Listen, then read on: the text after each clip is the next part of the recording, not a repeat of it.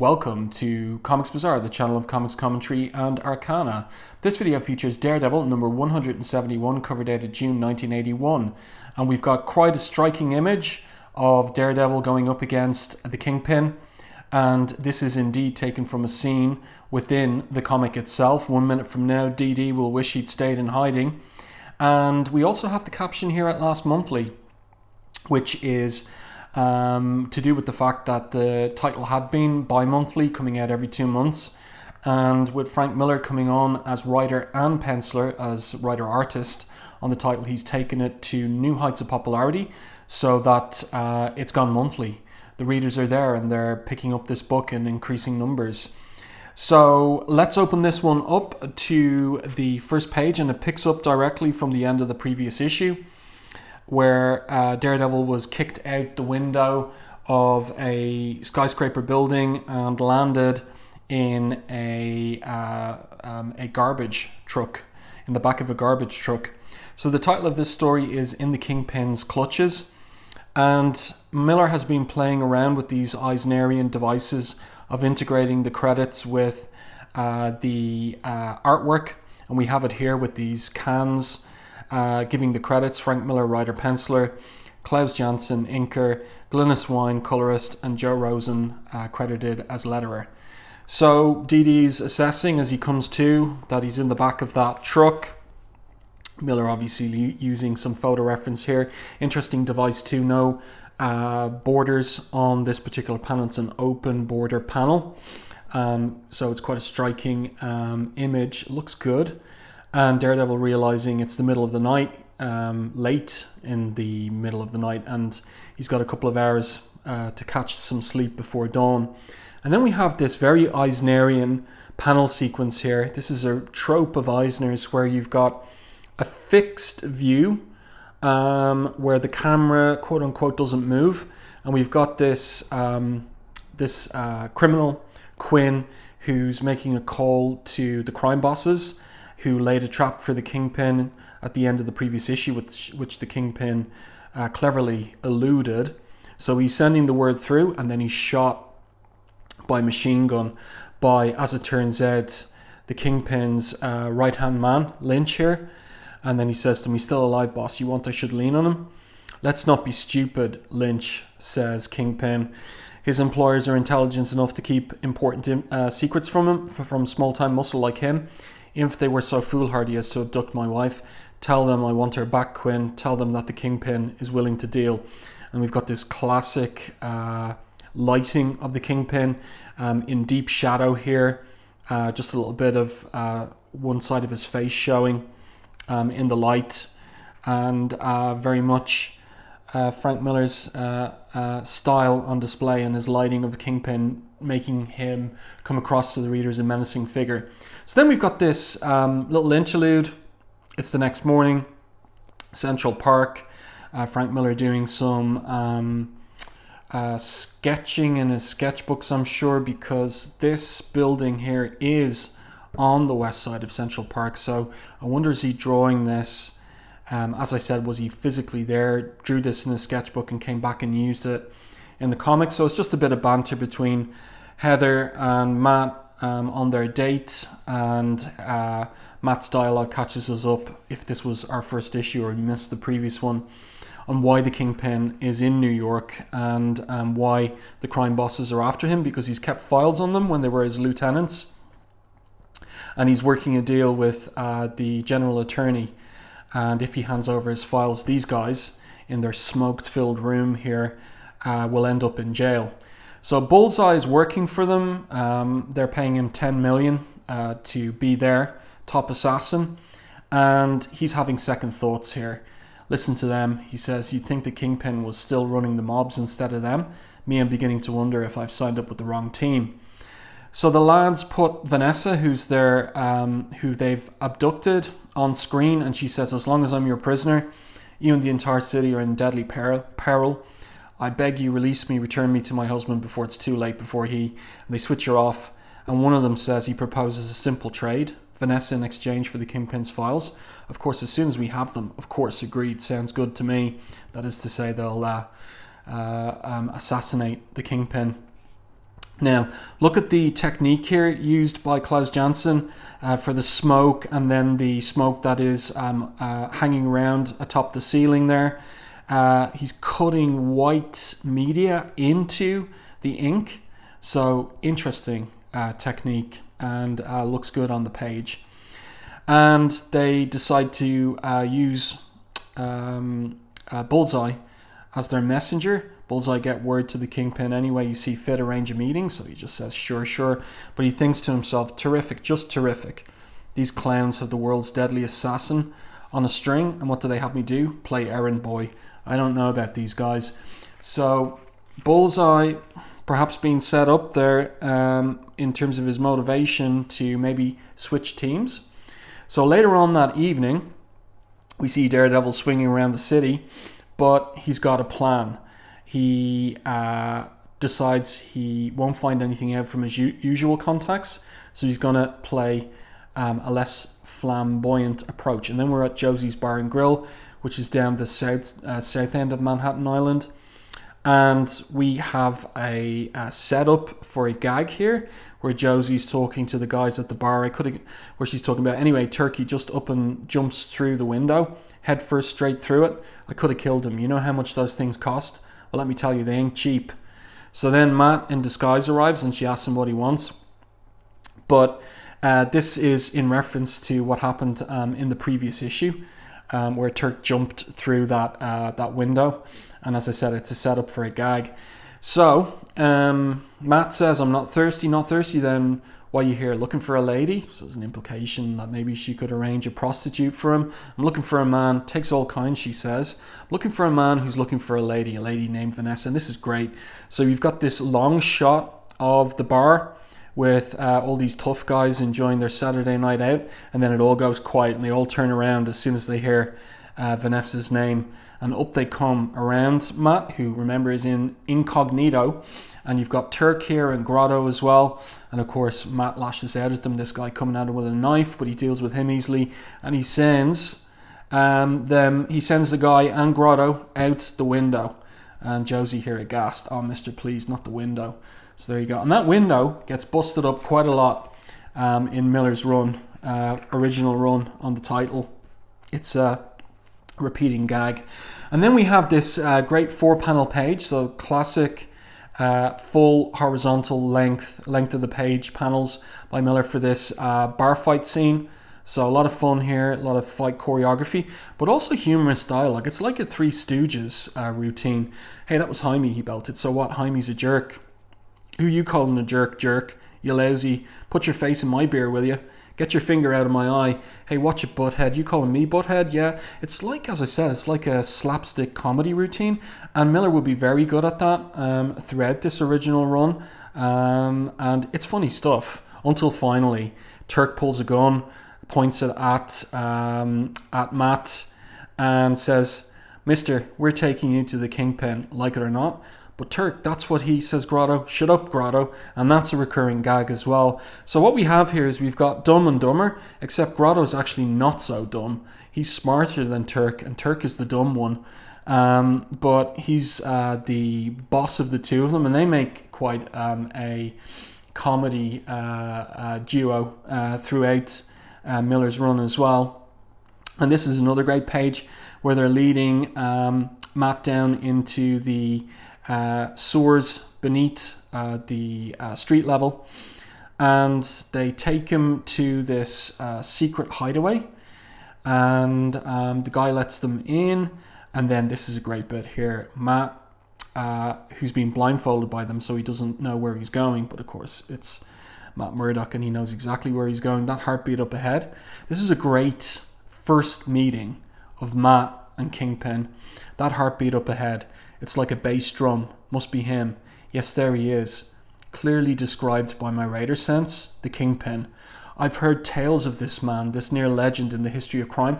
And this is Miller building up Kingpin to be a worthy antagonist for Daredevil after having become a joke as a third-rate Spider-Man villain in years previous. This is the reconfiguration of Kingpin. And Matt continues with his thoughts. this near legend in the history of crime, of how he gathered the hundreds of disorganized, distrustful gang leaders, of how he ended their territorial battles and taught them to work in tandem, of how he forged a structured, multi-billion dollar criminal empire, an empire he ruled with a tyrant's discipline and a bookkeeper's precision. I've heard the tales of his genius, his power, but no one ever told me just how big he is. And here he is looming in Miller's depiction of Matt's radar sets. And then we get this big anchor image here of just how big the Kingpin is. He looks massive. And Matt continues to think. His presence seems to charge the air around him, commanding attention and obedience. It's almost hypnotic. So Kingpin gets straight to it. You have 1 minute to persuade me not to have you shot. Make use of it. So Matt's got an alter ego here for himself, Shades. I'm a hitman, he says. Learn from Eric Slaughter. I want to work for you. There's a gang war brewing between you and the goons who've been running things since you left. Pretty soon everybody's going to have to choose upsides. I can smell a winner and you're it. So Kingpin says, I expected you to be a messenger, not a recruit. No matter, I still don't like it. Lynch, shoot him. So Lynch pulls the gun on Matt from behind. Matt asks here coolly, looks to me like you need convincing. Mind if I borrow your pen? And he backhand throws the pen right down the barrel of Lynch's gun, much to Lynch's shock and surprise, and Turk and Grotto too. So, well, asks Shades, and Kingpin here says with his big baby face, you're hired. So then one of Kingpin's men arrives, half dead, and he's got a message from Bullseye about where to meet at a construction site on 9th Avenue and 40th tomorrow night, midnight, and he's dead. Great top-down angle here on this secret headquarters room of Kingpin's. And so Kingpin then, well, first of all, Matt here is disgusted that having saved Bullseye's life a couple of issues ago, in issue 167, actually, that, he's killed again, which is what he was worried about. And actually, 169, issue 169. So he's determined here, you'll pay for this, Bullseye, he thinks. Lynch here has been thinking since the previous issue that Kingpin should get back to being the Kingpin of crime. Kingpin's not happy about it. The only thing that matters to him is Vanessa. But Lynch here thinks, I don't like it. He thinks, I'm thinking maybe Kingpin could get straight again with a little shock treatment. So what's he planning, right? He's not happy about Kingpin's infatuation with his wife Vanessa. And then the scene switches to the storefront law offices of Nelson and Murdoch in the Lower East Side of Manhattan. Becky Blake, their secretary, is just barely dealing with the crowd in the office, and then Foggy comes in, and he is no help to her at all, and it looks like he's deeply demoralized. And that picks up on the fact that in the previous issue it was revealed he spent the night in the office. Remember, he's newly married, so what is going on? Then we're back at the Kingpin's subterranean headquarters for the main story. And Shades, quote unquote, is nosing around, and he finds this vault where he thinks the Kingpin must be storing his files. Can't find the lock, so he's got to pull it open, and he thinks probably the only person strong enough to pull it open is the Kingpin, so he's got to try this. And so here we go. This is a great sequence of panels here, where Matt is putting his whole back into it, trying everything to open that lock. It seems impossible, but he doesn't give up, and he manages to open the door. And then just as he's there, and he's at the files, he hears behind him, echoing down the hallway, big steps. So here we go. It's the confrontation we've been looking forward to since the taster of the cover. And this is it. Kingpin arrives, easily opens the door, no matter how heavy it is. And he comes in with a flashlight, and we see that Shade's disguise here is cast away, and then he catches Daredevil. in the light. And this is a nice sequence of panels as well. So Daredevil uses his billy club to knock the flashlight out of Kingpin's hand. And we've got great lighting here. Chiaroscuro, light and shade from Miller. His forte, of course. Here we've got a nice DeLuca effect of Daredevil slipping right under Kingpin and booting him in the jaw. And this is interesting. So Daredevil mocks Kingpin. Hold on a second, Fats. That's not just a stick, it's a billy club. A tried and true trademark of everybody's favourite Man Without Fear. And this is almost like the kind of mockery that Kingpin would have received from Spider-Man, and that readers familiar with Kingpin in those Spider-Man comics would remember this, and they'd be thinking, oh, okay, like Daredevil's going to get the better of Kingpin here. And it looks like it all the way to the end of this page, where Kingpin says, your taunts will not, but he's caught in the back by Daredevil. But Daredevil's thinking here, uh-oh, whatever that was I just kicked, it wasn't fat, more like rock. So Miller's establishing that the Kingpin is not an obese fat man. He is rock solid muscle. He is a mountain of a man, all muscle and superbly dangerous. But I love this bit here where he says, stand still, blast you. And, you know, as I said, any reader familiar with the Kingpin as a Spider-Man villain would be recalling this line of dialogue and thinking that he's been set up for a fall and maybe this is it. But again, Miller is kind of subverting that. Daredevil bounces in, nice DeLuca effect here, to hit Kingpin from behind. But he almost breaks his legs on that massive muscle. And Kingpin strung back. So he continues fighting here, punches him in the face with the billy club, bashes him at the side of the head, back of the head here. Surely Kingpin is down. Daredevil's thinking to himself, legs shaky, arms useless. I'm beating myself to death against this monster. If that last blow didn't finish him, and then whood. One punch from Kingpin, and Daredevil's out. He's done. And he thinks, or he says here aloud, I believe I've heard of you, Daredevil. Remember, this is their first encounter, the very first one. From time to time, I came across your name in my secretary's reports. As I recall, you were a minor interference in several of my lesser enterprises, never worthy of my personal attention. You shouldn't have gotten so far out of your depth. For my plans require a careful understanding of every element in this struggle, and I cannot allow a monkey wrench to remain in such delicate machinery. I cannot afford to let you live. So, Miller establishing the Kingpin here as a really dangerous antagonist for Daredevil. Hugely dangerous physically, and also a criminal mastermind, a real strategic thinker, and merciless as well. Cannot afford to let Daredevil live. So quite the reconfiguration of Kingpin after years of defeat at the hands of Spider-Man. So several hours later, it's that Midtown construction site. It's midnight. Lynch has driven Kingpin there. Kingpin has brought his briefcase with the files, and he tells Lynch to stay in the car, sit and have a smoke. This won't take long. He hasn't told Lynch exactly his plan, but he does tell him this. I will tell you this much, Lynch. For your own sake, do not leave the car. And we'll find out why that is shortly. So a great delineation of this construction site here. The steel girders, all of that. A lot of work on the page from Miller. And who do we have here in this high angle shot? It's, of course, Bullseye. And he has a rifle trained on the Kingpin. So Kingpin's all business. Where is his wife? There she is. She's tied to one of those steel girders.